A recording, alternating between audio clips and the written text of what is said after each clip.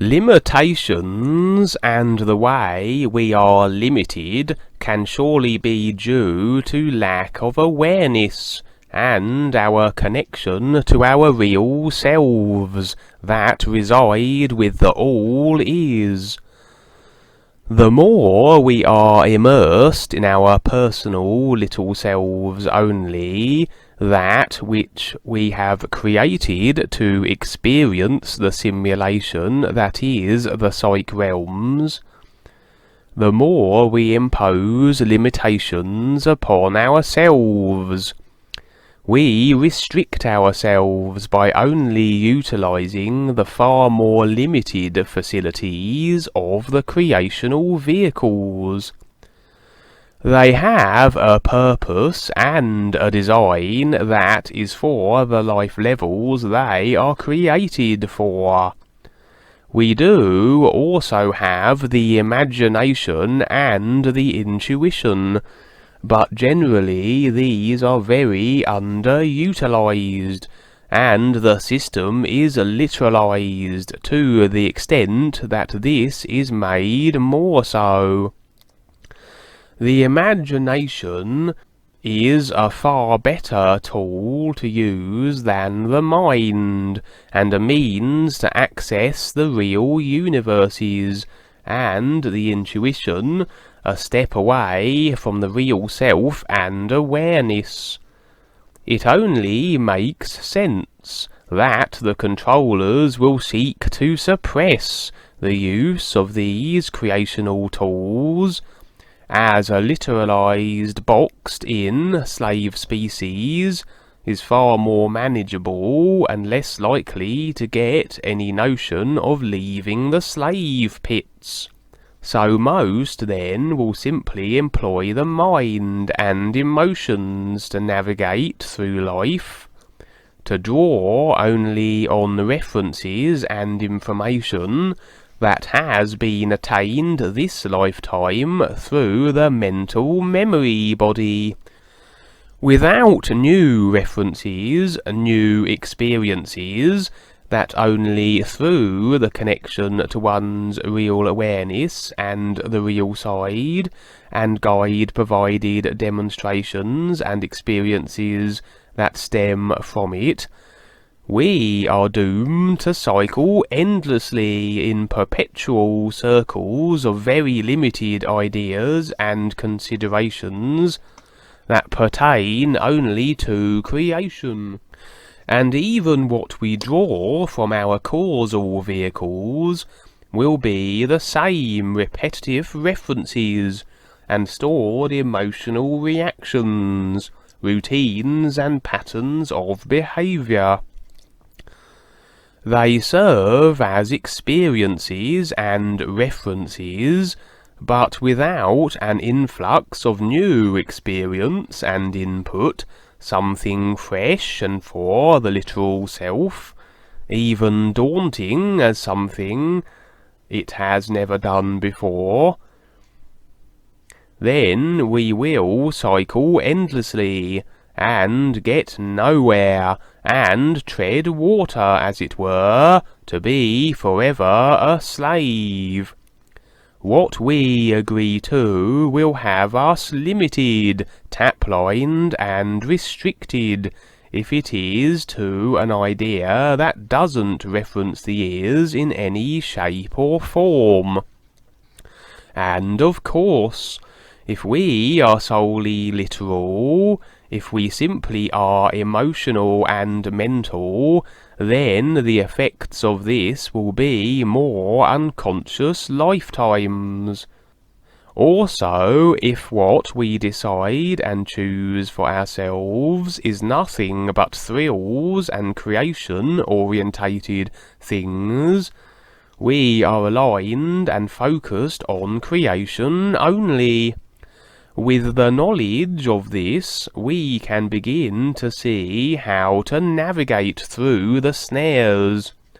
Sometimes the simplest and seemingly innocent of decisions we make, or ideas or choices, can have us tap-lined.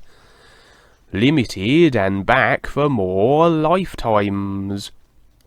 I was recently considering doing a little jogging, as I hadn't done much by way of exercise for the longest time. We do have to maintain our vehicles, but not too much by way of focus on them and their upkeep, or our focus is diverted from our real intent, that of to recognise the ears and connect with our real awareness. And I ran the idea through the would the birds and animals do this checkpoint, and naturally no, they would not. Animals would just do what they do, and not consider going for a jog, unless it was to run from the jaws of a bigger animal. And I wouldn't say it was a thrill to run either, so I wouldn't be engaging my emotional vehicle. In fact, I find exercise very boring. But I pondered nonetheless, what if I got chased by the controllers? It wouldn't do to attempt to flee and fall flat on my face, or run out of steam after a few yards. But I'm sure if they really wanted to take someone out, they wouldn't be chasing them around, just zap them from afar, or something more sophisticated and along these technological lines. That night, however, I had a dream. I was on the real side, and with a group of people, and we were climbing up a fairly steep hill. I had the sense that the guides were with us and accompanying us on this endeavour. Halfway up the hill, I became extremely tired and had to take a breath. One of the individuals whom I felt was a guide gave me a look, as though to say, "You see what these considerations can cause?"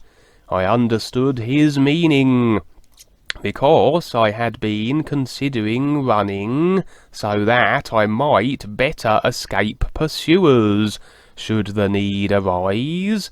And yes, this might be so on the physical level possibly, but the limitation in regards to my mobility on the physical had followed me through to the real side, and this experience on the hill was a demonstration that something I hadn't considered up until now was now affecting me on the real side. And on the real side, one's physicality or running ability would have no bearing, as everything here is imagination and manipulation by thought, and the only limitations are those we decide for ourselves. In this case, my idea of jogging as a necessity had caused this self-imposed limitation on the real side, whereas this was never an issue before. Most people on the real side, or the life levels beyond the physical, will be self-limited in this way, for they have not grasped the fact that only on the physical are they constrained by the physical limitations of their physical vehicle. So many undoubtedly can and will be on life levels beyond, and in their dreams, and never do anything beyond which they can on the physical. And of course, the controllers are not about to tell them otherwise.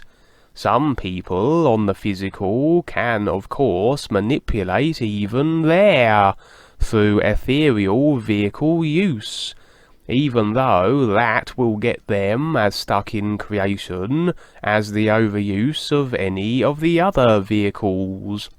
It's all really a question of what we choose as our boundaries and laws, and the higher the life levels we are on, the more we can express ourselves with far more freedom, and ultimately as a free being of light in the real universes, with no cause and effect ramifications. But you can see, then, how easy it is to latch onto an idea, and how the effects can be self-limiting, as in this case and dream. Now I have discarded the whole jogging notion. Not that anything is negated, and certainly it can't be construed as a bad thing, but for me, the consideration of it being a necessity hamstringed me on the real side, as demonstrated. The real self always knows what to do, but if the personal self suddenly decides that certain things are essential for its survival, these things can cloud the ability to connect with the real self on our real side escapades. And instead of allowing the real self to take the reins and have us flying up a hill, we may have the literal personal self butting in and scaling the hill with the very mundane method of walking.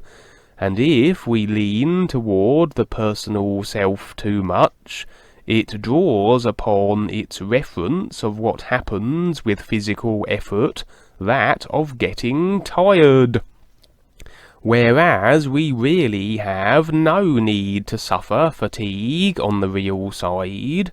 Interestingly, in some of my astral projections, before I found the new presentation, I would suffer fatigue and tiredness on the astral too, if I ran as an example, because then I had no connection to my real awareness, and so I drew upon the references in my personal memory and causal body, that of exertion equaling fatigue, and thus I made it so, everything responding to whim, imagination, and thought, etc.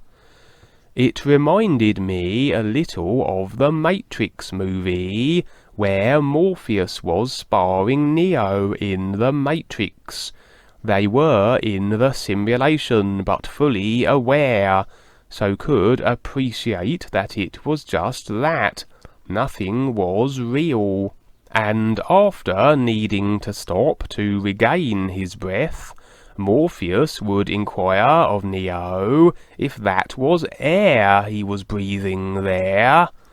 We all do the things we do, and are restricted as we are, because we have decided individually and collectively that restriction, helped in no small way by the programming, dumbing down, and suppression and encouragement of limitation provided by our controllers.